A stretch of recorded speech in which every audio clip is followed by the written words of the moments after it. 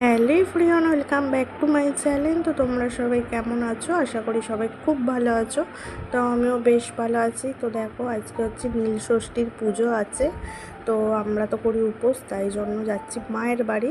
আর মায়ের বাড়ি থেকে যাব গঙ্গা চান করতে।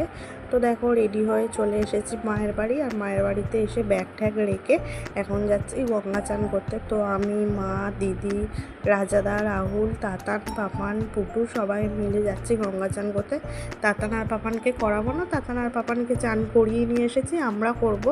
তো মা আগে গঙ্গা চান করে নিয়ে তাতান আর পাপানকে ধরেছিল, তারপরে আমরা করলাম সবাই মিলে। দিয়ে তারপরে দেখো গঙ্গা চান করে চলে এসেছি বাড়িতে। আর বাড়ি এসে রেডি হয়ে যাচ্ছি এখন পুজো দিতে। তো চলো, ভিডিওটা দেখতে থাকো, আশা করি ভালো লাগবে তোমাদের।